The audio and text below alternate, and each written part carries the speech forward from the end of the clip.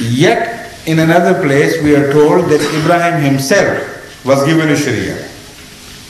And so of Ibrahim of Musa.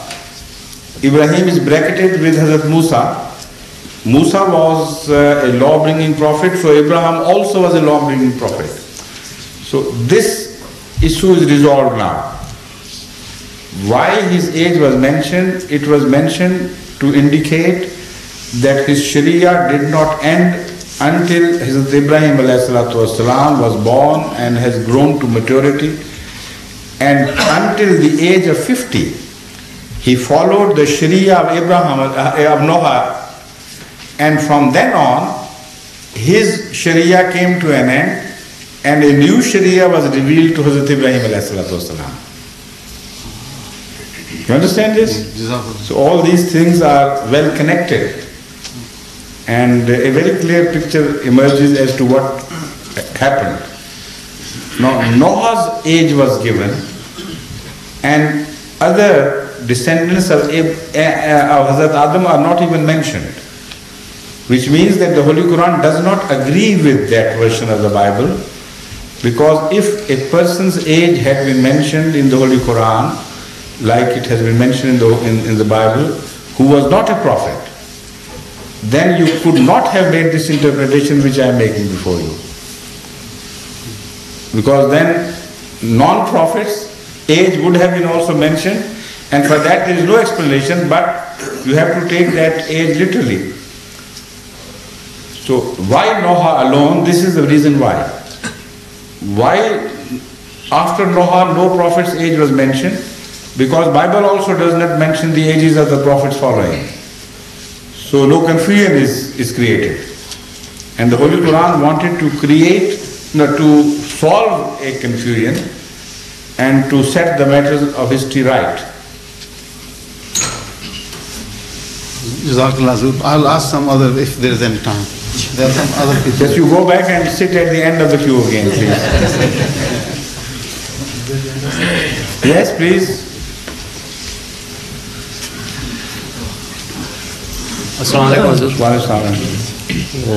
Hazur, before I start my question, the relevant portion of the Holy Quran, Mr. Zafia will read, and I have got translation.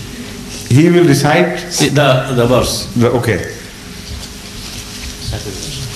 Sorry. Please. أعوذ بالله من الشيطان الرجيم بسم الله الرحمن الرحيم أمن جعل الأرض قرارا وجعل خلالها أنهارا وجعل لها رواسي وجعل بين البحرين حاجزا أإله مع الله بل أكثرهم لا يعلمون. Yes. Hazur, the English translation for that is Surah Al-Naml, yes. Chapter 27, verse 62. Or who made the earth a place of rest and placed rivers in its midst and placed upon it firm mountains and put a barrier between the two waters. Is there a God with Allah? Nay. Two waters or two oceans or seas? The translation is two waters on the... Okay, please. Is there a God with Allah? Nay. Most of them know with Allah not. Beside Allah. I'm reading the translation exactly. From which? From whom? From this translation. Translation of Malak Ghulam Farid Sahib. I see, right. I've just copied. Hazur, would you most kindly explain... Also make a check-up from Hazrat Morisheli Sahib's translation. Yes, please. If you like, he can read the English translation from that. No, it's all right. You're doing it well. Okay, yes. Hazur, would you most kindly explain to us whether the phrase "and put a barrier between the two waters" applies to any barrier between the rivers or seas, or this refers to any particular barrier between the two waters?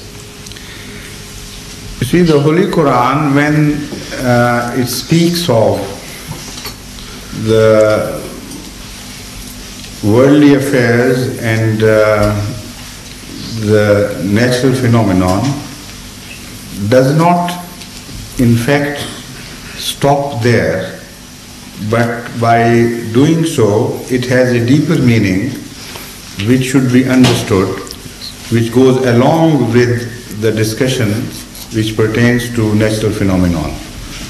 So this is the Holy Quran style everywhere.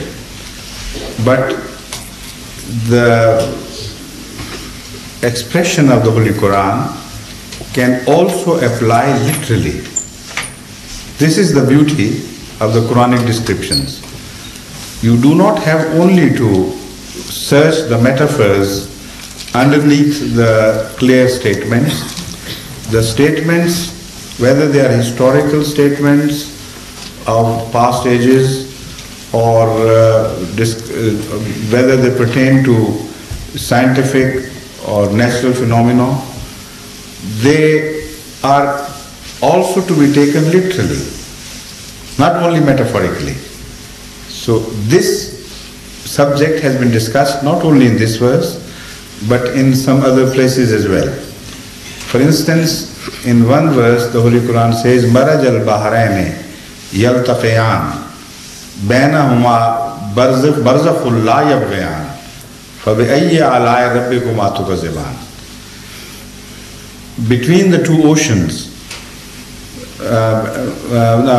Maraj al-Bahrayni yaltaqiyan, He will make the two oceans meet, and that is going to happen in the future. Future with reference to the time of revelation of this verse. Maraj al-Bahrayni means he made them merge. The English word merge and Arabic word merge literally mean the same thing. So he made the two waters merge, who would merge later on. So that shows that the word merge here does not refer to the past, because this again is the Quranic style of making prophecies. The Quran many a time makes prophecies about the future in the past tense to indicate that this prophecy is most certainly going to be fulfilled, as certainly as the past is. As you cannot change the past, so it is impossible for anyone to change this prophecy. This is written indelibly and nobody can change it. This is again the style. And the word yaltaqiyan indicates more clearly that don't take it to be a happening of the past. It is something which is going to happen in future.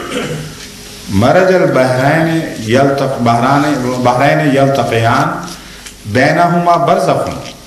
At present, between them is a dividing land. Barzakh is a dividing portion, no man's land or period, something which separates two things. So at the present, there is a dividing land between them, or a dividing something. Barzakh can apply to metaphorical division as well as to material division. Bainahuma barzakhun la yabghiyan.